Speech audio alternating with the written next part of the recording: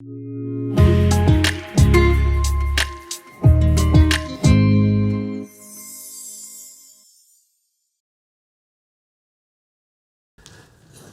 bien, bonjour à chacun. Mon nom est Gilles Farley. Pour ceux qui ne me connaissent pas, je suis l'un des pasteurs ici à l'Église de Sentier.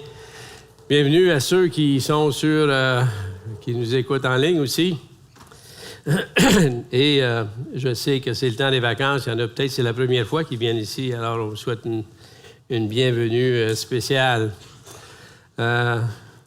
Aujourd'hui, depuis tout l'été, en réalité, on est en train de faire une série sur les promesses de Dieu.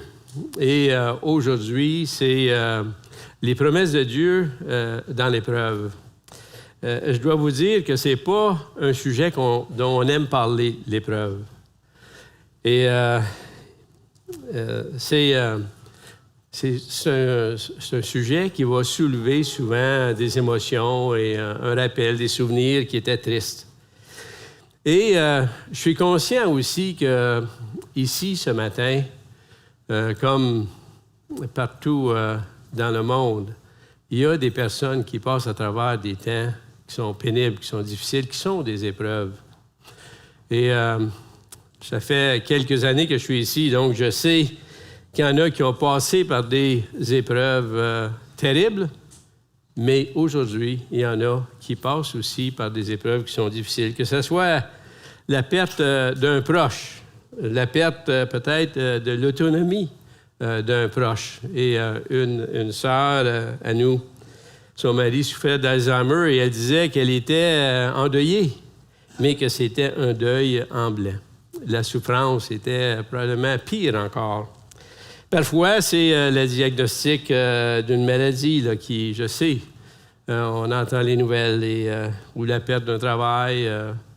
Alors, c'est un sujet qui est, disons, pertinent. Je vais vous dire tantôt que l'épreuve est bénéfique pour le croyant. Vous allez dire, bien, une minute, là. Personne ne prie pour avoir une épreuve. Mais je le crois, je l'ai vu, et la Bible nous le dit. Et l'apôtre Paul, l'apôtre Pierre nous disent que dans l'épreuve, c'est un temps où l'enfant de Dieu est béni. Oui, il y a la douleur, la tristesse, bouleversement, dépression et découragement, mais quand même, l'épreuve va être une bénédiction pour l'enfant de Dieu. Mon but ce matin, c'est vrai, hein? C'est vrai, Florian, je m'en viens, là. Je dois faire avancer les diapos. Alors, mon but ce matin, c'est comment est-ce qu'on peut affronter l'épreuve? Comment est-ce qu'on peut surmonter et vraiment être béni dans l'épreuve? Et on va le faire en examinant ce que la Bible dit comme de raison. Et on va voir comment se préparer pour la souffrance. Comment est-ce qu'il y a des choses qu'avant que l'épreuve vienne, est-ce qu'il y a des choses qu'il est bien pour le croyant de faire afin que l'épreuve, on puisse passer à travers cette épreuve-là? Et ensuite, on va voir comment Dieu utilise l'épreuve. Qu'est-ce qu'il fait dans chacun de nous? Qu'est-ce qu'on peut observer comme changement? Et je vais finir avec une liste des promesses de Dieu dans l'épreuve. Et je dois dire, j'ai écouté les messages sur les promesses de Dieu et il n'y a pas eu une prédication qui ne faisait pas mention des promesses de Dieu dans l'épreuve. Et c'est normal. C'est là qu'on a besoin d'entendre les promesses de Dieu. À chaque époque, et surtout dans laquelle où on vit, les épreuves sont nombreuses. On les voit. C'est rendu que j'aime pas écouter les nouvelles, parce que je trouve que les nouvelles nous répètent les mêmes tragédies, il n'y a aucun progrès. Toutes sortes de promesses pour les régler. Et quand il y en a un qui semble peut-être être réglé, eh bien, un conflit s'élève. Mais les guerres ne sont pas les seules épreuves qui sont présentes dans nos vies. Et je vais passer à travers différentes épreuves là, qu'on voit. Il y a certainement celles des épreuves qui affectent tout le monde. Et ça, vous pouvez en faire une liste dans votre tête. Ça peut être la maladie, ça peut être le résultat de relations brisées, soit dans le couple, soit avec un parent, un enfant, avec son parent, avec des amis. Ça peut être un accident banal, un enfant qui se fait frapper accidentellement et perd un membre. Et on entend cela. Ça peut être des désastres naturels aussi, vous les connaissez, là, l'inondation, le feu, glissement de terrain récemment, des tsunamis. Hein? On a vu la conséquence du tsunami qu'il y a eu en Indonésie, là, quelques années déjà. Une éruption de volcan, on en voit moins, mais je suis allé visiter Pompée quand on a fait un voyage en Italie et on a visité la ville de Pompée qui n'existe plus maintenant. C'est une ville qu'on visite et on voit des corps calcinés. Et il y a aussi les épreuves qui sont le résultat de grandes méchancetés. Les guerres, l'Holocauste, les génocides et l'impact d'un régime totalitaire.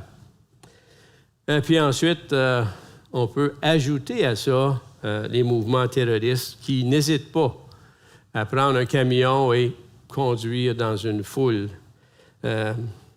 Alors, ces épreuves-là affectent tout le monde.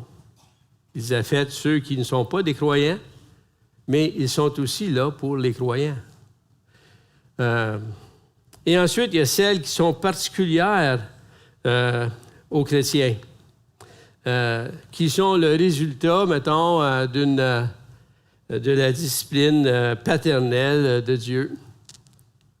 Et on voit un passage bien connu qui nous rappelle que Dieu va intervenir, comme un père va intervenir pour corriger ses enfants. Et vous voyez à l'affiche Hébreux 12, 5 à 6. « Mon fils, ne méprise pas le châtiment du Seigneur et ne perds pas courage lorsqu'il te reprend, car le Seigneur châtie celui qu'il aime. Et il frappe de la verge tous ceux qu'il reconnaît pour ses fils. » Eh bien, ça arrive dans chacun de nos vies, dans ma vie, certainement que le Seigneur a dû intervenir pour me montrer qu'il y avait des choses que j'étais en train de penser, de faire, qui ne lui étaient pas agréables et que c'était pour être néfaste pour moi, pour ma relation avec Dieu, peut-être avec ma famille et avec les frères et sœurs. Et le verset 11, qui est aussi là, nous indique que la correction, vient toujours avec une certaine tristesse. On n'aime pas la correction, même si on en a besoin, même si on voit que ça a été bien pour nous, on n'aime pas la correction parce que ça fait mal, mais on voit que c'est pour notre bien et ça produit dans notre cœur un fruit que l'auteur appelle la justice. Puis ensuite, il y a l'opposition et la persécution aux chrétiens. C'est une autre sorte d'épreuve qui peut toucher le chrétien en particulier. Et on voit certainement dans l'Ancien Testament la correction de Dieu, oui, pour le peuple d'Israël, mais combien de fois on voit qu'il y avait une persécution. Pour la nation d'Israël, c'était peut-être les pays voisins. Parfois, c'était des fils à l'intérieur de la famille royale. Toutes sortes d'oppositions. Dans le Nouveau Testament, certainement, la plus grande opposition qu'on connaît, c'est la condamnation d'un homme juste qui s'appelait Jésus-Christ, qui était envoyé ici sur cette terre pour réconcilier l'humanité avec lui, qu'on a accusé, condamné injustement et qu'on a fait souffrir la plus grande épreuve, je dirais, qu'un homme peut avoir à sa mort. On l'a crucifié sur la croix, abandonné par son Père. Dans 2 Timothée, chapitre 3, verset 12, on lit « Tous ceux qui veulent vivre pieusement en Jésus-Christ seront persécutés. » Donc, on pourrait dire de ce verset-là que si on veut éviter l'opposition, la persécution, c'est de ne pas vivre comme un chrétien, mais vivre comme le monde vit. Mais ce n'est pas ça à quoi que Dieu nous appelle. Et il y a aussi les épreuves qui sont particulières pour les dirigeants du peuple de Dieu. Certainement, on voit la persécution, l'opposition même du peuple de Dieu envers Moïse ou envers les prophètes de l'Ancien Testament. Mais on peut aussi s'attendre à ce qu'il y ait opposition envers les dirigeants de l'Église de Jésus-Christ aujourd'hui en 2025. Et ça fait quelques années là, que je fais partie de l'Église et je peux vous dire que c'est une réalité, ça, l'épreuve qui est envers les dirigeants. Il ne faut pas s'en étonner. L'épreuve produit la persévérance selon Jacques, chapitre 1, les versets 2 à 3. Donc, le dirigeant de l'Église a besoin aussi d'être touché par l'épreuve afin de grandir dans sa persévérance, mais aussi dans sa dépendance de Dieu, dans sa confiance à Dieu. Alors, une autre raison pourquoi les dirigeants vont être persécutés, c'est que c'est eux qui parlent publiquement à l'Assemblée de Dieu, mais aussi à la société.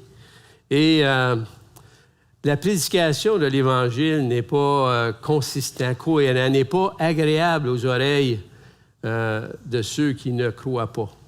Alors, on va nous accuser d'avoir un langage de haine. On va nous accuser de ne pas permettre liberté à ceux qui n'ont pas notre perspective. Mais en même temps, on ne permettra pas trop à ceux qui prêchent, à ceux qui sont les dirigeants d'Église, de parler de ce que la Bible dit. Donc, ça attire une opposition aux dirigeants. Les dirigeants sont appelés à épargner ceux que Dieu leur a confiés. Colossiens 1, 24, « Je me réjouis maintenant dans mes souffrances pour vous et je supplie dans ma vie ce qui manque aux peines infligées à Christ pour son corps. » Et son corps, ce sont des gens que Dieu lui avait confiés. Donc, devant cette réalité, on peut comprendre que les dirigeants du peuple de Dieu, ça doit être des gens que Dieu appelle, que Dieu a formés, que les autres aussi, dirigeants, doivent accompagner dans leur formation pour être prêts à endurer l'épreuve qu'ils vont subir parce qu'ils sont des dirigeants. Pour mettre au défi les jeunes qu'on approche et qu'on croit que Dieu appelle à être un ancien. Des fois, je dis on devrait donner des épreuves nous-mêmes, les critiquer pour voir comment ils réagissent, pour les préparer quand la critique va venir du peuple de Dieu. Certainement que ce n'est pas l'affaire à faire. Mais quand l'épreuve vient dans ma vie, dans votre vie, notre réaction, eh bien, c'est un cri de tout notre être. Et le cri, c'est « Dieu, pourquoi tu fais ça? C'est injuste. Je ne mérite pas cela. L'épreuve est trop lourde. Je me sens abandonné. Jésus-Christ à la croix était abandonné par son Père. Et combien de fois on exige de comprendre pourquoi je vis telle épreuve? Comme Job désirait un entretien avec Dieu pour comprendre. Et on voit dans les psaumes de lamentation, David exprimer son état d'âme à l'Éternel. Il y va avec des plaintes, des pleurs, des doutes et, je dirais même, des accusations. Des fois, on va entendre dans les psaumes, « Seigneur, tu dors? Si tu n'es pas là. » Imagine, Dieu qui est omniscient, qui est omniprésent, qui est tout-puissant. Eh bien, on l'accuse de ne pas intervenir quand que nous, on croit qu'il devrait intervenir. Eh bien, cette réaction, elle est normale. On a des émotions, on a des tristesses. Et ces psaumes sont là pour nous dire, c'est correct, mon enfant. Tu peux crier, tu peux pleurer. Et Dieu, dans notre tristesse, dans notre dépression, dans notre découragement, accomplit son travail. Et même si nous avons une grande connaissance de la Bible, ferrée en théologie sur la souffrance, eh bien, quand l'épreuve arrive, on n'est pas différent des autres. Ça devrait nous aider. Et il y a un John Feinberg dans le livre que Timothy Keller a écrit, Knowing God in Pain and Suffering. C'est un livre que j'ai lu là, en préparation de cela. Et c'est un homme qui avait les réponses rationnelles. J'aime dire que c'est facile parfois d'avoir une connaissance. Puis si je passe un examen, j'aurai toutes les bonnes réponses sur la souffrance. Mais quand l'épreuve vient, les réponses que j'ai mises par écrit, que j'avais ici dans ma tête, ne sont pas celles que j'ai vraiment dans mon cœur. Et quand l'épreuve est venue, elle a rentré dans sa vie, et là, comme chacun de nous, éprouvé un tel désespoir qu'il n'était plus capable de fonctionner. Et il connaissait toutes les vérités bibliques sur le mal, la souffrance, mais maintenant, ces vérités lui amenaient peu de consolation. Il était rempli de colère et avec cela venait un sentiment d'abandon et l'absence de Dieu dans sa vie. Don Carson, l'auteur d'un livre « How long, O Lord? » « Comment longtemps, Seigneur, est-ce que la souffrance va durer? » dit cela ne veut pas dire pour autant que l'ensemble des croyances de cet homme ou que nous pouvons avoir soit sans importance, mais le chrétien, pour y trouver du réconfort, doit apprendre à les utiliser jour après jour, des fois chaque minute. C'est une chose de croire en Dieu, mais c'en est une autre de lui faire confiance dans les temps difficiles. C'est une chose d'avoir une explication de tête pour laquelle Dieu permet la souffrance. Et je vais vous donner certains arguments, certains versets qui démontrent que ça fait partie du plan de Dieu, la souffrance, les épreuves. Mais c'en est une autre de trouver réellement un chemin à travers la souffrance afin qu'au lieu de devenir plus amer, cynique, découragé et brisé, qu'on devienne plus sage, plus équilibré, plus humble, plus fort et même satisfait dans la souffrance. Dans le livre de Tim Keller, il y avait des partages, des témoignages à peu près à chacun des chapitres. Et il y en a un, c'est un homme là, vraiment frappé par une épreuve énorme. Et il disait, je ne sais pas ce que je ferais si je n'avais pas passé ces années d'épreuve-là et comment je me suis rapproché de Dieu. Eh bien, ça prend tout un travail de la part de Dieu dans le cœur de ceux qui passent à travers une épreuve. Keller dit, alors, utiliser son intelligence pour donner un sens à la souffrance, c'est important. Et on va faire ça ce matin. Mais cela doit s'accompagner non seulement d'une connaissance de Dieu, mais aussi du fait de connaître Dieu. C'est différent, connaître d'une personne, puis ensuite de la connaître. C'est différent. Une des personnes dans le livre de Keller, c'est une Martha. Elle et son mari, Mark, ont vécu quelque chose de vraiment terrible. Quand on lit la description, on se dit c'est affreux. Et elle dit ceci.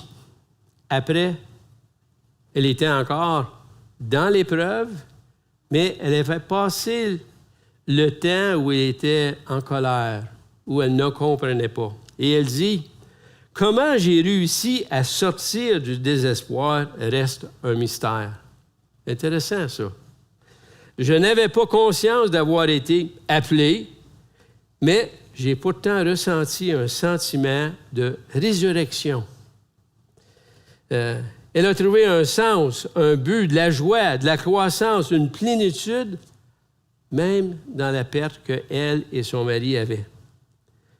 Elle dit, « Combien j'aurais manqué si j'avais choisi de ne pas vivre cette saison dans l'épreuve. Dieu m'a tant donné au milieu de tout cela. Je vois comment une douleur intense et une douceur intense se mêlent. La profondeur et la richesse de la vie sont venues dans la souffrance. Combien j'ai appris et combien Jésus est plus doux pour moi maintenant. »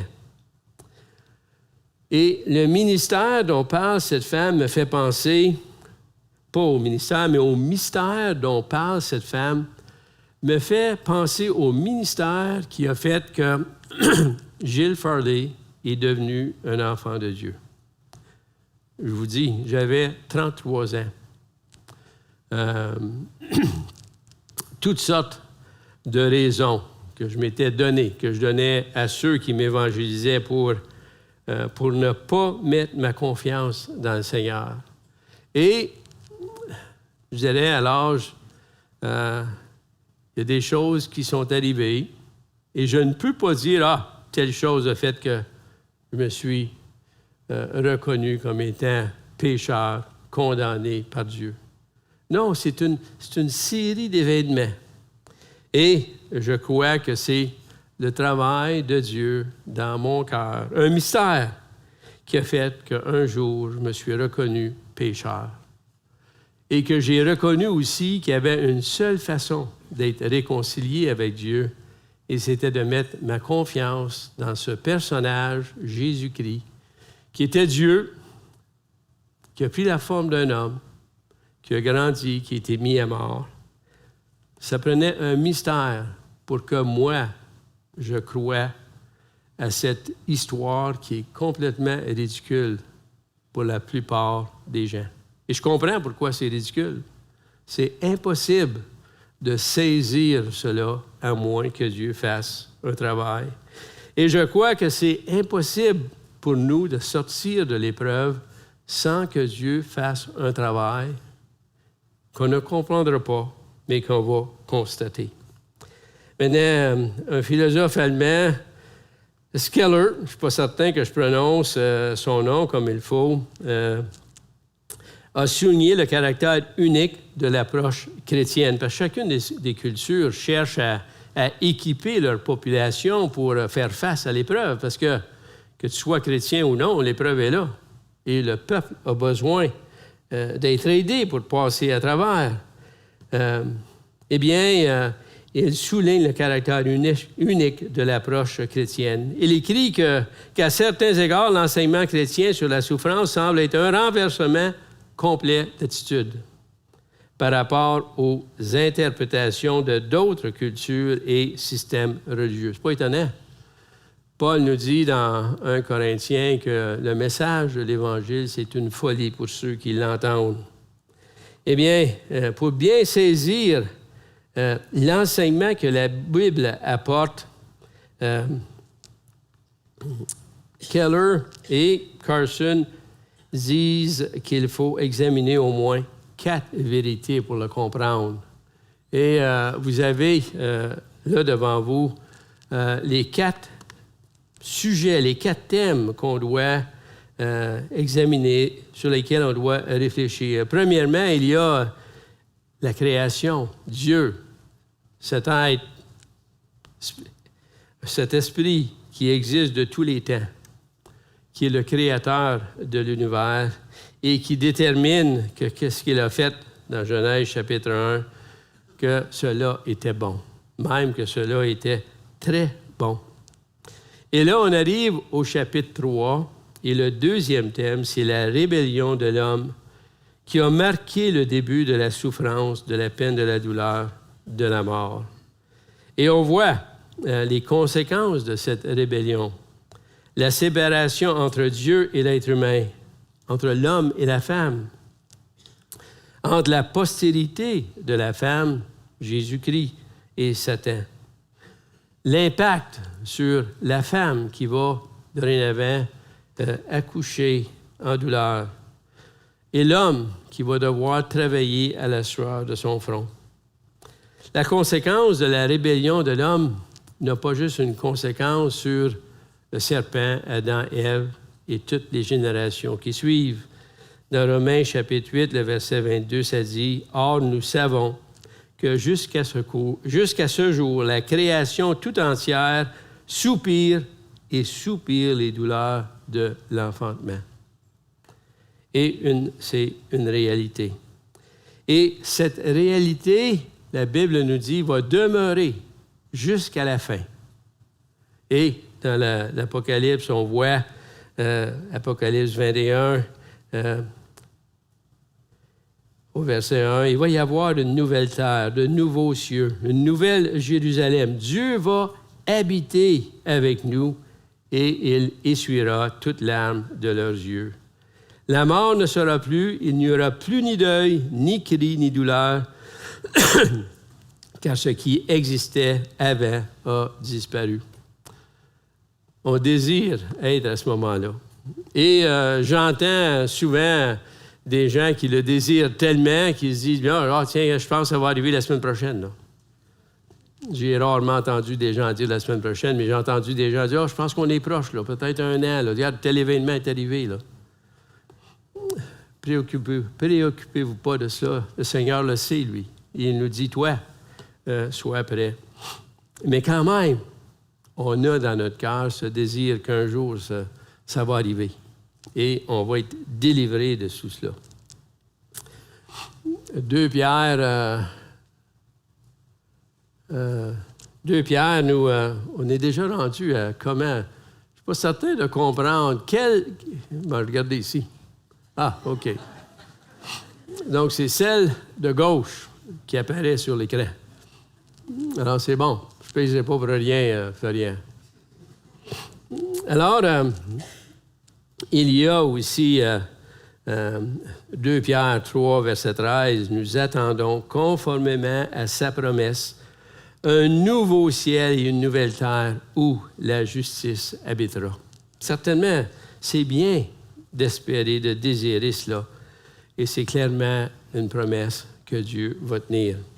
Maintenant, entre le début et la fin de la Bible, la période dans laquelle on est, eh bien, il y a la souffrance. Et le mal est la cause première de la souffrance.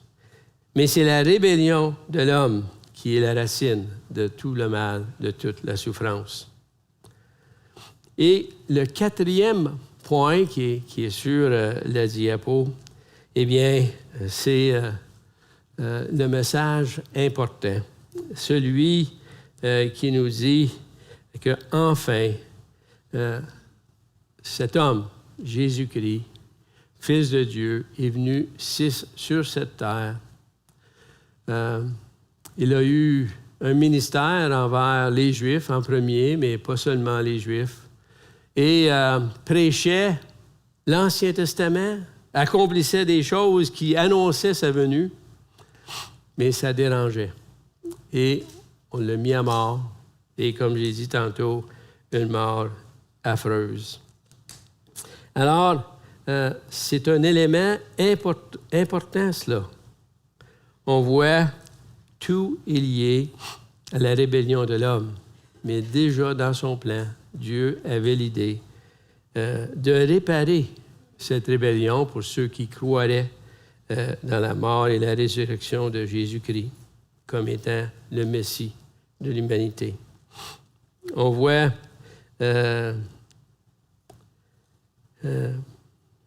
cela mentionné dans un verset que je me souviens, quand on fut venu au Seigneur, on faisait le maître et son disciple, Paul. Dans ce temps-là, c'était la seule source.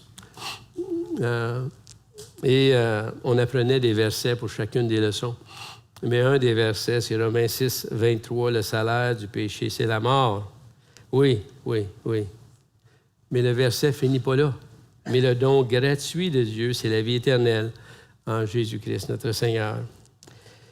De ces passages, on peut conclure que, premièrement, la souffrance et le mal font partie du plan de Dieu à cause de la chute, mais aussi à cause de la mort de Jésus-Christ à la croix. Et deuxièmement, la conception chrétienne de la souffrance est dominée par cette idée de grâce. En Christ, nous avons reçu le pardon, l'amour, l'adoption dans sa famille. Mais on ne méritait rien de cela. On méritait la mort éternelle. Mais par la grâce, on peut devenir un enfant de Dieu. Alors, comment se préparer à cette souffrance qui fait partie du plan parfait de Dieu, qui est au centre de son plan, qui est essentiel? Eh bien, j'ai pensé que l'une des choses, ça serait de se défaire des fausses promesses. C'est intéressant, ça. Lors d'une dernière prédication, Jean-Sébastien, qui est ici, là, nous a parlé sur le caractère de Dieu. Il a commencé par nous faire des promesses intéressantes. Je ne dirais pas fausses, mais je trouvais intéressant. J'étais tout de suite animé, là. Je pensais que peut-être il était pour les réaliser, là, donner 1 million à chacun dans l'Assemblée, payer la dette du Canada, du Québec. J'avais de la misère à rester sur ma chaise jusqu'à temps qu'ils me disent qu'ils ne pouvaient pas le faire, que c'était des fausses promesses. Puis il nous préparait pour nous rappeler que Dieu, lui, ne fait pas des fausses promesses. Il est capable d'accomplir les promesses. Bien, sur la souffrance, on est capable aussi d'avoir des fausses attentes. Ces fausses attentes-là sont néfastes. L'une, Carson, dans son livre « How Long, O Lord », dit « L'une des principales causes du chagrin et de la confusion dévastateur chez les chrétiens est que nos attentes sur le mal et la souffrance sont fausses. » Au moment de l'épreuve, les croyances sur la souffrance qui ne sont pas en accord avec la Bible peuvent multiplier la souffrance de beaucoup lorsque nous commençons à remettre en question les fondements même de notre foi. Donc, quelles sont quelques-unes de ces fausses promesses, fausses compréhensions? Et l'une d'elles, c'est que le mal n'arrivera pas ici, à l'Église de Sentier. Il n'y aura pas un terroriste qui va ouvrir la porte et commencer à tirer, j'espère, sur Normand en premier. Ensuite, on pourra s'en aller. Non. Pourquoi? Parce que notre Église, c'est une Église qui cherche à faire ce qui est agréable à Dieu. On cherche à comprendre, enseigner la parole correctement. Et non, ça ne peut pas arriver chez nous. On entend ça des fois aux nouvelles quand il y a eu un désastre, soit un féminicide, puis là, on parle aux voisins, puis ils disent oh, « Jamais, j'aurais pensé que ça serait arrivé dans notre rue. » Mais c'est faux. C'est faux. C'est une mauvaise compréhension. Ça peut arriver en tout temps.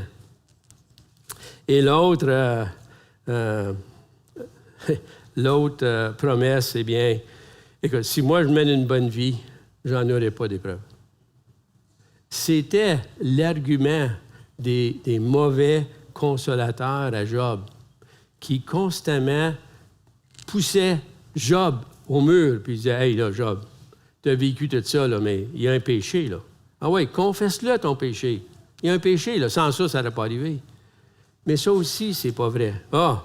Ce qui est vrai, c'est que les épreuves, la souffrance, c'est la conséquence de la rébellion de l'homme qu'on retrouve dans Genèse chapitre 3. Mais c'est pas vrai qu'une épreuve que je vais vivre, c'est qu'à cause d'un péché que Gilles a. Et loin de dire que Gilles n'en a pas, mais ce n'est pas la conséquence directe du péché que toi ou que moi j'ai. Et l'autre peut-être, surtout les gens qui viennent au Seigneur, qui ont eu un temps difficile, la drogue, l'abus, des relations brisées, ils disent « Ah là, maintenant, j'ai mis ma confiance en Dieu. Tout va aller bien. » Bien, en réalité, je viens de mentionner les épreuves qui sont le résultat de l'opposition, de la persécution de la société. Et donc, si je viens au Seigneur, puis je suis un conjoint, puis mon conjoint n'est pas au Seigneur, je peux m'attendre que les choses vont aller pire, dans un sens. Et dans notre société, je travaille dans un travail, puis je n'apportais pas nécessairement toutes les heures que je travaillais pas. Puis des fois, j'amenais des choses à la maison. Puis, mais là, je viens au Seigneur, puis là, j'arrête de faire ces choses-là. Pensez pas que les autres collègues vont trouver ça plaisant, là. Ils vont se sentir jugés. Les choses vont rempirer, et c'est pas vrai. Donc, quand on vient au Seigneur, il n'y aura pas d'épreuve. Ce qui est vrai, c'est que le Seigneur va être avec nous. Et on a chanté le chant tantôt, un chant qui rappelle les paroles de Paul. « Ma grâce te suffit. » Dans les épreuves, dans les difficultés que tu vas vivre, ma grâce te suffit. Je vais être avec toi. Puis ensuite, il y a la pensée que Dieu doit toujours m'expliquer tout. Quand quelque chose arrive, là, c'est normal que je m'attende que Dieu dise « Gilles, viens t'asseoir ici, là, je vais t'expliquer pourquoi telle chose arrive. » Eh bien, ça, c'est une fausse attente. Job n'a jamais su pourquoi il vivait ces épreuves-là. Même à la fin du livre, Dieu ne dit pas « Job, viens, moi t'expliquer. » Joseph a eu ce privilège-là, mais il a été vendu par ses frères, esclave en Égypte, promu, ne comprenait pas vraiment pourquoi ces choses-là étaient arrivées. Et à la fin, dans Genèse, chapitre 50, il saisit pourquoi c'était arrivé. Mais il y a bien des choses qui peuvent nous arriver sans que Dieu nous explique, nous amène à comprendre qu'est-ce qui nous arrive, pourquoi ces choses-là arrivent. Il y a ensuite, qui est relié à des fausses attentes, mais ce sont des mauvaises interprétations des passages bibliques. Demandez et vous recevrez. Combien j'entends ça? T'es malade? Seigneur, guéris-le. Et il va te guérir. Tu as déjà répondu à ma prière. Mais on doit demander et on va recevoir. Dieu répond aux prières. Mais il répond aux prières quand nos demandes sont selon sa volonté. Pas quand ce sont des choses que nous, on pense qu'on a besoin. Matthieu 6,8 dit « Votre Père sait ce que vous avez besoin. » Paul était achalé par une écharpe dans la chair. 2 Corinthiens, chapitre 12. 3 fois, il dit « Hey Dieu, enlève-moi ça, là, ça m'achale. » Et Dieu ne l'a pas enlevé. Dans son cas, Dieu lui a dit pourquoi il ne l'enlevait pas. Si j'enlève, tu risques de devenir orgueilleux. Savez-vous, je pense que ce n'est pas le seul chrétien qui a ce risque-là. Je pense que je ne demande pas à Dieu que j'aie une écharde. Mais non, Dieu ne répond pas à toutes les demandes que je lui fais. J'ai parlé au début de ma vie chrétienne, il y avait le psaume 37,4 que j'aimais donc et réciter. « Fais de l'Éternel tes délices et il te donnera ce que ton cœur désire. » Non, mais une belle promesse. Il donnera ce que ton cœur désire. J'avais oublié la première partie du verset. Tu sais, fais de l'Éternel tes délices. Et si je fais de l'Éternel mes délices, les pensées de mon cœur vont être selon ce que Dieu veut que je demande. Donc, fais de l'Éternel tes délices et ton cœur va demander à Dieu ce que Dieu veut pour toi, ce qui est selon ta volonté. Donc, la réponse de Dieu est toujours pour l'accomplissement du plan qui est là pour nous. Pas l'accomplissement du plan que moi, j'ai pour moi. Non, non. Dieu répond aux prières pour l'accomplissement du plan qui est là pour moi. Et parfois, c'est non. Si c'est pas selon sa volonté, la réponse est non. Et si c'est selon sa volonté, c'est lui qui décide le quand et le moyen. Et le quand, c'est toujours en opposition à mes attentes. Parce que moi, je m'attends que, aussitôt que j'ai fait cette demande-là, que Dieu, il est là, il va répondre tout de suite. Mais non, c'est lui qui détermine le temps et le moyen. M. Alexandrien est décédé, ça fait 1 an et quelques, David? Hein? Mois d'octobre 2023. Et quand on allait voir M. Alexandrien, voici ce qu'il nous disait. Puis il n'était pas bien, là. Il nous disait, « Je veux pas que tu pries pour ma guérison. » Non, mais, tu sais, quand tu es malade, prier pour une guérison, c'est... Il dit, « Non, je veux que tu pries pour que la volonté de Dieu soit faite. » Et, dans un sens, si Dieu veut que je guérisse, eh bien, je vais guérir.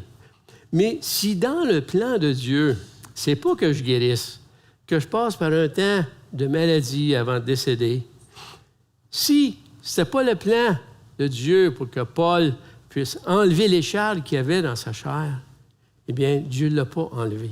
Donc, c'était bien, c'était un bon enseignement quand M. Alexandrien nous disait cela. Ne priez pas pour ma guérison, mais priez pour que la volonté de Dieu soit faite. Et il y a ce verset 16-9, « Le cœur de l'homme peut méditer sa voix. » Ah, on est créatif.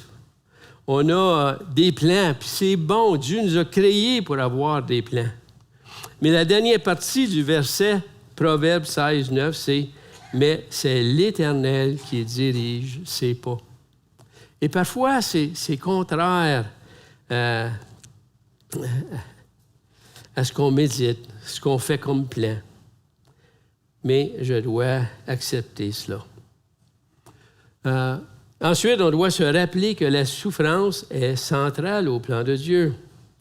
Il y a encore là, un spécialiste en psychologie sociale, un Américain encore, qui dit, souvent, il dit qu'il existe des preuves selon lesquelles les gens ont besoin d'adversaires, de revers et peut-être même de traumatismes pour atteindre les plus hauts niveaux de force, d'épanouissement et de développement personnel.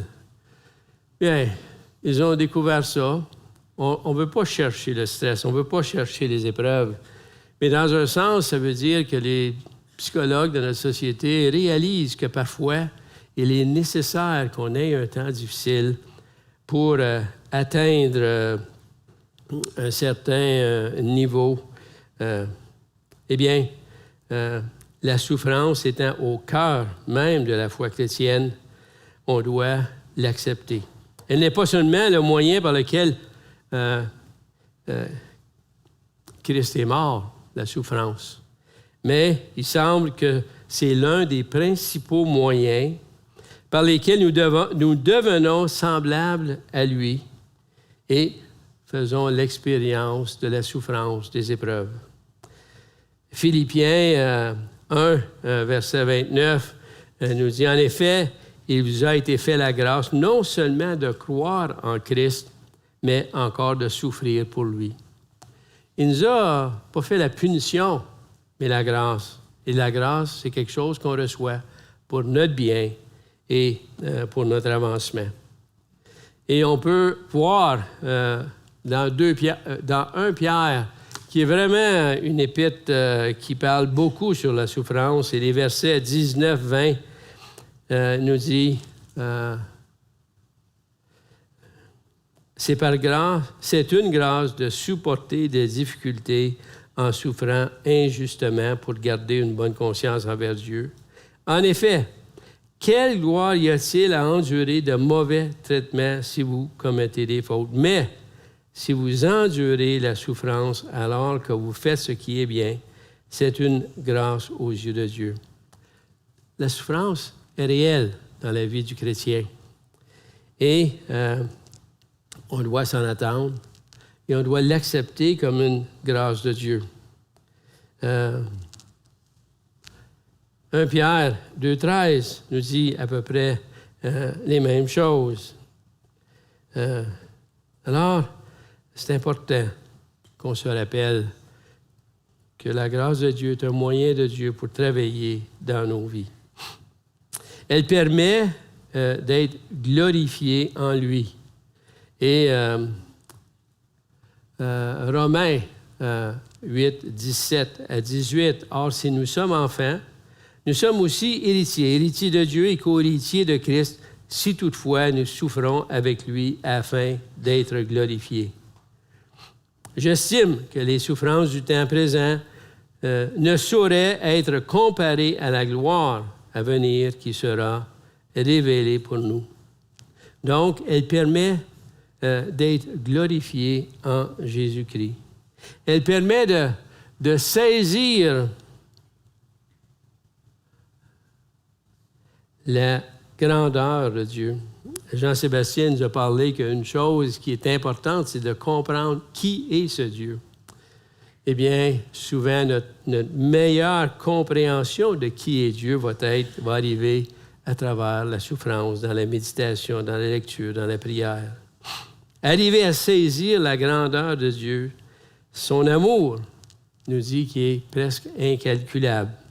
Comment il nous est impossible de tout comprendre de lui, de saisir cela, qu'il est tellement plus grand que nous, et faire de lui ce qui est de plus précieux, de plus important. Elizabeth Elliot est un missionnaire en Amérique du Sud. Vous connaissez peut-être son histoire. Elle a écrit plusieurs livres. Elle s'est mariée. Son mari est un missionnaire, mais ils ont été tués. Et elle était vraiment pas contente de ça. Et ça l'a amenée à se demander si elle devait faire confiance en Dieu. Elle ne comprenait pas cela. Mais après plusieurs années, elle a compris qu'elle traitait Dieu un peu comme un autre être humain. Dieu était là pour l'aider dans les projets qu'elle avait. Et quand elle est venue mettre fin à ces projets-là, elle ne le saisissait pas. Mais elle a compris que c'était de traiter Dieu comme un autre être humain, pas comme Dieu. Elle avait créé une image de Dieu qui était fausse, selon la Bible. Donc, il faut reconnaître que Dieu est infiniment au-delà de nous, beaucoup plus glorieux que nous, beaucoup plus sage que nous, que son plan est parfait. Et elle a reconnu dans les livres qu'elle a écrits qu'avant l'épreuve, Dieu n'était qu'une aide pour accomplir ses plans, mais que là, elle avait accepté ce qui lui était arrivé et elle comprenait. Je ne comprends pas pourquoi, mais Dieu a un meilleur plan. Ensuite, dans l'épreuve, on peut glorifier Dieu devant ceux qui nous regardent. Et ça, c'est assez important. Pierre-Étienne n'est pas là pour rien, lui-là, hein?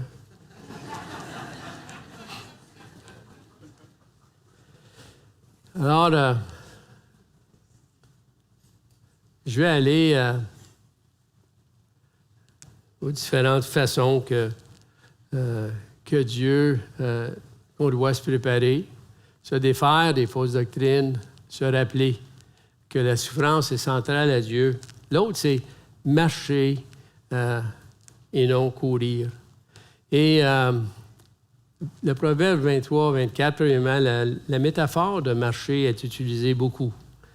Il y a aussi d'autres métaphores, d'être dans les eaux profondes, d'être dans la fournaise, comme un Pierre dit. Mais marcher a certains sens qui est important de se rappeler. Marcher implique un progrès. On marche toute la journée, à moins qu'on soit collé au lit. Dieu nous aide là. On marche constamment. Donc, marcher avec Dieu, c'est développer des habitudes au quotidien où on entretient une relation avec Dieu. Dans la lecture, dans la prière, dans le service, mais on cherche vraiment à d'établir des habitudes au quotidien. Pas de le faire un peu comme courir un marathon. On fait ça 2 fois par année. Mais non, la marche signifie qu'à chaque jour, on le fait. Quels sont... comment est-ce que Dieu utilise les épreuves? Eh bien, il transforme son enfant.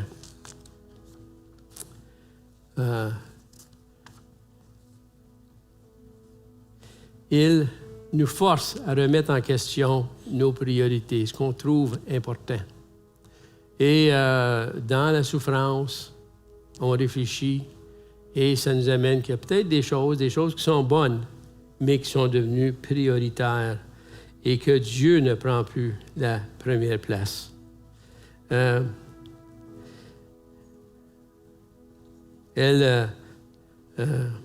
Aussi, elle peut renforcer notre relation avec Dieu, parce que souvent, dans notre découragement, notre dépression, on fait comme David faisait dans les psaumes, et on crie à Dieu. Mais de cela, on développe une relation beaucoup plus profonde avec lui. Puis ensuite, bien, on sait que la souffrance nous prépare à devenir nous-mêmes des consolateurs.